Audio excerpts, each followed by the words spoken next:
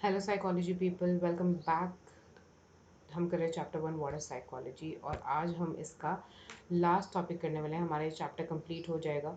Psychology, psychologist at work, psychology in everyday life.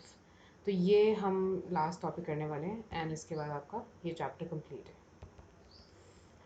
Psychology को अब देखा जाए तो इट हैज़ बिन क्लैरिफाइड कि जो साइकोलॉजिस्ट है, मतलब अब तक तो आपको पूरा चैप्टर पढ़ने के बाद ये समझ आ ही गया होगा कि जो साइकोलॉजी है वो सिर्फ ह्यूमन माइंड के बारे में जानने का जो हमारी क्यूरियोसिटी है, सिर्फ उसको ही सेटिस्फाई नहीं करती, बल्कि जो भी हमारा ह्यूमन नेचर है उसको जानने की क्यूरियोसिटी, ह्यूमन माइंड को जानने की क्यूरियोसिटी, प्लस साथ में सोल्यूशन भी तो ऑफर करती है टू द वेरियस प्रॉब्लम। जो भी हमारी लाइफ के प्रॉब्लम्स हैं उनके लिए सोल्यूशन भी ऑफर करती है। तो ऐसा नहीं है कि सिर्फ जानने की क्यूरियोसिटी है और जान के ख़त्म, भाड़ में जाओ, हमें कोई प्रॉब्लम नहीं है। आपकी प्रॉब्लम से हमारा कोई लेना देना नहीं है, बस हमने आपकी प्रॉब्लम सुननी थी कि प्रॉब्लम क्या है। ऐसा नहीं है, सोल्यूशन भी ऑफर करती है। Solution to your personal life problem, अगर आपकी पर्सनल लाइफ में कोई प्रॉब्लम है, कोई फैमिली सेटअप में कोई प्रॉब्लम चल रही है, कुछ कम्युनिकेशन में, इंटरेक्शन में, फैमिली ग्रुप्स में, या लार्जर पूरी कम्युनिटी की अगर बात करें हम, क्योंकि हम सोशल कॉन्टेक्स्ट में भी पढ़ते हैं, साइकोलॉजी कल्चरल कॉन्टेक्स्ट में भी पढ़ते हैं, तो कम्युनिटी लेवल पे कोई प्रॉब्लम चल रही है या फिर इंटरनेशनल और नेशनल डायमेंशंस भी कवर किए जाते हैं। फॉर एग्जांपल कि जो सोशली आइसोलेटेड कम्युनिटीज़ हैं, जैसे मान लो आदिवासीज़ हैं एंड ऑल, तो उनके लिए उनकी उन कम वो जो एक डिफरेंट कम्युनिटी को बिलोंग करते हैं, तो साइकोलॉजी देखो हर जगह इन्वॉल्व होती है। ठीक है, चाहे वो प्रॉब्लम्स कैसी भी प्रॉब्लम हो, एजुकेशन से रिलेटेड प्रॉब्लम हो, हेल्थ से रिलेटेड प्रॉब्लम हो, इन्वायरमेंट से रिलेटेड प्रॉब्लम हो, सोशल जस्टिस की प्रॉब्लम हो, वुमेन डेवलपमेंट हो, इंटर ग्रुप रिलेशनशिप्स, किसी भी तरीके की प्रॉब्लम हो, साइकोलॉजी जो है हर रोज़मर्रा की ज़िंदगी का हिस्सा है हमारी।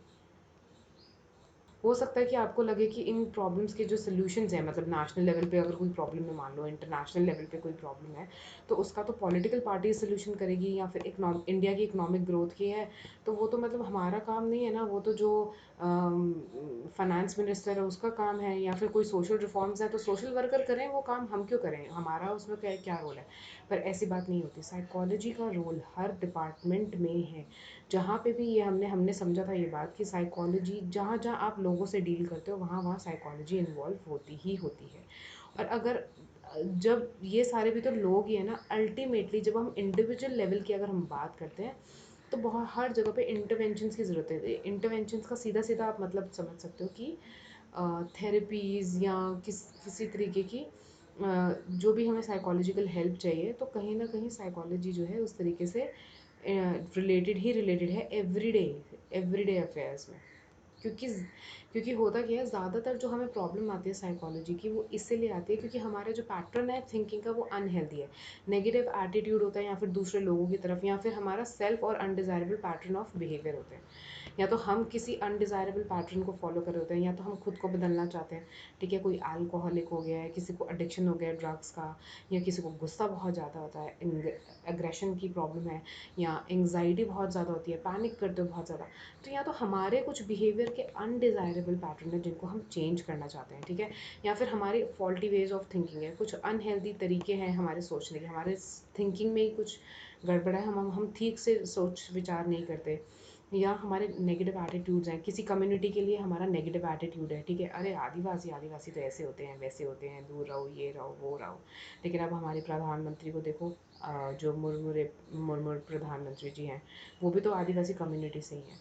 सो नेगेटिव बिलीफ सिस्टम नहीं होना चाहिए आपका, अनहेल्दी थिंकिंग नहीं होनी चाहिए, अनडिज़ायरेबल कुछ ऐसा, जिस मान लो आप प्रोकास्टिनेट करते हो बहुत ज़्यादा, चीज़ें टालते रहते हो, तो इस तरीके के अनडिज़ायरेबल जो बिहेवियर होते हैं जो प्रोग्रेस में कहीं हेल्प नहीं कर रहे हैं हमें आगे प्रोग्रेस करने में, तो इन सब चीज़ों को, ये एवरीडे लाइफ की प्रॉब्लम है और इन सब चीज़ों को प्रॉब्लम को रिजॉल्व करती है psychology. So psychology is definitely part of everyday life.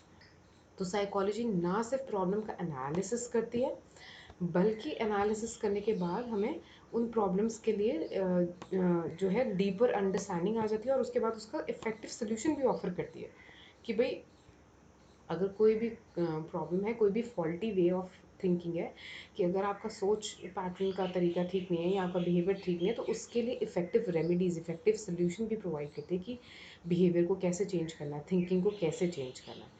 तो सिर्फ प्रॉब्लम नहीं, सोल्यूशन ओरिएंटेड है साइकोलॉजी। तो साइकोलॉजी का जो रोल है वो हमारे डे टू डे लाइफ में तो है, और मीडिया इस रोल बहुत इंपॉर्टेंट वाइटल रोल प्ले करती है इसमें।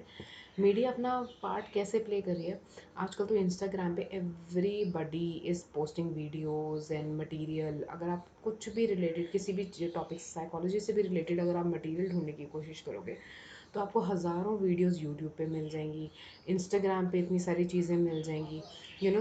तो लॉट ऑफ थेरेपिस्ट ऑल्सो, बहुत सारे ऐसे थेरेपिस्ट हैं जिनका खुद का यूट्यूब चैनल है या फिर इंस्टाग्राम पे उन्होंने कोई पेज बना रखा है। मेंटल हेल्थ को लेके इतनी अवेयरनेस हो गई है। ये सब कैसे हुआ है? मीडिया के थ्रू हुआ है। चाहे वो प्रिंट मीडिया हो चाहे इलेक्ट्रॉनिक मीडिया हो। प्रिंट मीडिया मतलब मेंटल हेल्थ वीक मनाया जाता है, उस टाइम पे न्यूज़पेपर आप कभी खोल के देखो, हर बार न्यूज़पेपर में मेंटल हेल्थ के लिए कि आपको क्या क्या करना चाहिए, क्या प्रिवेंशन मेजर है, किसी ना किसी डॉक्टर का, कभी एम्स के जो बड़े बड़े डॉक्टर हैं उनका, हर किसी का आर्टिकल्स आए होते हैं। तो मतलब मीडिया जो, चाहे प्रिंट मीडिया है चाहे न्यूज़पेपर मैगजीन्स, ये सब प्रिंट मीडिया में आ जाता है, या फिर इंस्टाग्राम, यूट्यूब, या फिर आपके जो क्या कहते हैं टीवी पे जो चैनल्स होते हैं हेल्थ से रिलेटेड, वो अवेयरनेस फैला रहे हैं। तो कहीं ना कहीं टेलीविज़न का और मीडिया का बहुत बड़ा रोल है साइकोलॉजी को घर घर तक पहुंचाने में और मेंटल हेल्थ को प्रमोट करने में। ठीक है, बिसाइड्स दिस मतलब आप जब काउंसलर बन जाओगे, जब आप क्लिनिकल साइकोलॉजिस्ट बन जाओगे या आप काउंसलिंग साइकोलॉजिस्ट बन जाओगे, तो सिर्फ सोशल सर्विस की तरह नहीं इसको लेना कि हमने दूसरों को, इनफैक्ट ये आपके अपनी पर्सनल डेवलपमेंट के लिए भी बहुत रेलिवेंट है। आप देखोगे कि आपको पर्सनली आप समझ पाओगे कि आपके जो इश्यूज़ हैं आप वो भी रिजॉल्व कर पाओगे कहीं ना कहीं। जो आपकी फॉल्टी बिहेवियर है या थिंकिंग पैटर्न में कुछ है, तो वो वहाँ पे भी साइकोलॉजी बहुत हेल्पफुल है। इनफैक्ट वो यही कह रहे हैं कि अगर अगर आपको इस कोर्स का फ़ायदा उठाना ही है, मतलब अगर आपने साइकोलॉजी अब ली ही है, तो आप उसको अच्छे से पढ़ो, समझो, एनालाइज करो, अपने बिहेवियर को अंडरस्टैंड करने में, खुद को अंडरस्टैंड करने में, अपना रिलेशनशिप इम्प्रूव करने में, चाहे वो घर वाले हों चाहे फ्रेंड्स हो, चाहे आपका रिलेशनशिप आपके साथ खुद से अच्छा करना हो। तो हम क्या करते हैं, कई बार एक एग्जांपल है, जैसे मान लो कि हम अपने बारे, कई लोग होते हैं अपने बारे में बहुत हाईली थिंक करते हैं, मतलब कि नहीं मैं तो ये, मैं वो, मैं फलाना, मैं तो बहुत अच्छा हूँ। हर किसी को यही लगता है, किसी को अपनी कमियां दिखाई नहीं देती, पर हर किसी को ये लगता है कि हम बहुत अच्छे हैं।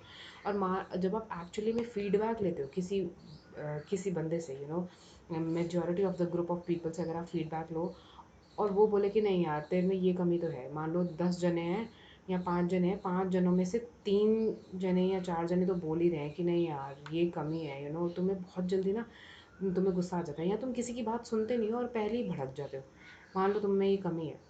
तो वो फीडबैक, क्योंकि आप तो सोचते हो कि नहीं नहीं मैं तो इतना पेशेंटली बात कर रहा हूँ, आराम से बात कर रहा हूँ, हर बात में गुस्सा, अब गुस्सा क्या क्या क्या मतलब है। तो हम क्या करते हैं, उनके आइडियाज़ को रिजेक्ट करते हैं। क्यों? क्योंकि और ये जो आइडियाज़ को उनको रिजेक्ट करते हैं उनके बारे में सोचना भी नहीं चाहते, एक बार कंसिडर भी नहीं करना चाहते कि अगर 5 में से 3 लोगों को ये लगता है कि मैं उनकी बात सुने बिना रिएक्ट कर देता हूँ, तो ऐसा क्यों है कि मैं बात पूरी होने से पहले रिएक्ट कर देता हूँ या मुझे गुस्सा ज़्यादा आता है, कहीं ना कहीं उस बात में कोई सच है नहीं है। तो हम क्या करते हैं, डिफेंसिव हो जाते हैं।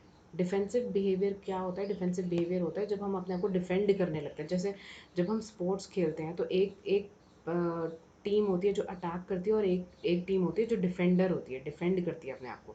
तो हम भी इसी तरीके से अपने आप को डिफेंड करना चालू कर देते हैं कि बस नहीं नहीं जो आप कह रहे हो वो ठीक नहीं है, ऐसा तो कुछ है नहीं, आप बात ही ऐसे करते हो गुस्सा दिलाने वाली, अरे रिएक्ट की क्या बात है, ये है वो है। तो कुछ ना कुछ हम कहानी बना के अपने आप को डिफेंड करने लगते हैं। और कुछ केस में क्या करते हैं, कुछ लोग क्या होते हैं, वो बिल्कुल गड्ढे में ही चले जाते हैं, मतलब वो अपने आप को इतना लो कर लेते हैं, हाँ ठीक तो कह रहे, 5 में से 3 लोगों ने मेरे बारे में ऐसा बोला, हाँ मतलब ठीक है, मतलब मैं तो हूँ ही बुरा इंसान, मैं तो अच्छा ही नहीं हूँ, मैं ये मैं वो। और दोनों ही कंडीशंस में हम अपने आप को अलाउ नहीं कर रहे हैं ग्रो करने के लिए, दोनों ही कंडीशंस में हमारी ग्रोथ रुक रही है। तो एक पॉजिटिव, एक बैलेंस्ड अंडरस्टैंडिंग होना अपने खुद के बारे में, कि अपनी कमी को एक्सेप्ट भी करना और फिर उस पर काम करने की विलिंगनेस होना और फिर काम करना उस पर, कि हाँ यार मतलब गुस्सा मेरे को जल्दी आ जाता है, बट अब धीरे धीरे जैसे आप साइकोलॉजी समझोगे या आप जजमेंटल हो मान लो, ठीक है, लोगों को बड़ी जल्दी जज करते हो, उनके कैरेक्टर को जज करते हो, उनके बिहेवियर को जज करते हो, बड़ी जल्दी टिप्पणी देते हो आप, बड़ी जल्दी आप वो कमेंट कर देते हो कि ये बंदा ऐसा है वो बंदा ऐसा है, जबकि आपको पूरी बात ही नहीं पता होती। तो ऐसे नहीं करना चाहिए। तो ये सब आपको एक्सेप्ट करना चाहिए कि हाँ ये मेरे अंदर प्रॉब्लम है, और आपको साथ में उस प्रॉब्लम से कैसे डील करना है। आपको समझना चाहिए कि ये, जैसे जैसे आप साइकोलॉजी पढ़ोगे आपको क्लियर होगा कि ये प्रॉब्लम्स का रूट कॉज कहाँ है, कहाँ से ये प्रॉब्लम आ रही है, इसको कैसे करेक्ट कर सकते हैं। तो ये साइकोलॉजी है ना सिर्फ दूसरों को समझने में आपकी हेल्प करती है, बट आपकी खुद की अंडरस्टैंडिंग आपके बारे में क्या है उसको समझने में मदद करती है। आप अपने खुद के बिहेवियर समझ पाओगे और उनको चेंज कर पाओगे, आप एक बेहतर इंसान बन पाओगे, अपने साथ एक अच्छा रिश्ता बना पाओगे। ये उस पर भी काम करते हैं। तो psychology is very amazing field. आपको जो भी पढ़ने को मिला, जो भी सीखने को मिलेगा 11th की साइकोलॉजी प्लस 12th में जब आप साइकोलॉजी पढ़ो, तो उससे आप पॉजिटिव चीज़ें, पॉजिटिवली इम्पैक्ट चीज़ें आपको उनको यूज़ करना चाहिए। जैसे अपनी मेमोरी को कैसे इम्प्रूव करें, ठीक है, अपनी लर्निंग स्किल्स को कैसे इम्प्रूव करें, प्रॉब्लम सॉल्विंग स्किल्स को कैसे इम्प्रूव करें, इंटरपर्सनल प्रॉब्लम्स मतलब जो भी रिलेशनशिप इश्यूज़ होते हैं, ठीक है, बॉयफ्रेंड गर्लफ्रेंड की बात नहीं हो रही यहाँ पर, इंटरपर्सनल मतलब फ्रेंड्स के साथ भी इश्यूज हो सकते हैं, फैमिली के साथ जो इश्यूज होते हैं। इंटरपर्सनल का बेसिकली मतलब होता है कि हमारा रिश्ता दूसरों के साथ, ठीक है, उसमें अगर कम्युनिकेशन में प्रॉब्लम है, कई बार ऐसा होता है ना, हम बोलते हैं कि यार पता नहीं मैं कोई फॉरेन लैंग्वेज तो बोल नहीं रहा हूँ, मेरी बात समझ क्यों नहीं आती लोगों को, मैं जो समझाना चाहता हूँ वो नहीं समझते, कुछ और ही समझते हैं, हमेशा मिसअंडरस्टैंडिंग हो जाती है। तो इसका मतलब कम्युनिकेशन ठीक नहीं है, कम्युनिकेशन हम क्लियरली नहीं करते। तो ये सारी जो चीज़ें हैं आपको पॉजिटिव वे में जो भी आपको सीखने को पढ़ने को मिलेगा इस 11th-12th की साइकोलॉजी में, आपको अच्छे से वो इन्फॉर्मेशन को पॉजिटिवली यूज़ करना चाहिए, ठीक है। और प्लस जैसे स्ट्रेस को कैसे रिड्यूस करना है अपने एग्जामिनेशन टाइम पे, ठीक है। तो साइकोलॉजी जो है बहुत हेल्पफुल है एवरीडे लाइफ में, बहुत रिवॉर्डिंग है, ना सिर्फ सोशल पॉइंट ऑफ व्यू से बल्कि पर्सनल पॉइंट ऑफ व्यू से भी। And you will realize this once you are done with your syllabus. जब आप थरोली पूरे अच्छी तरीके से साइकोलॉजी के सारे चैप्टर्स अपने 11th क्लास के पढ़ेंगे समझेंगे, you will definitely see that how much useful is this psychology. Keep learning, keep revising. हमारा ये फर्स्ट चैप्टर ख़त्म हो गया है, बहुत जल्दी हम सेकेंड चैप्टर स्टार्ट करेंगे।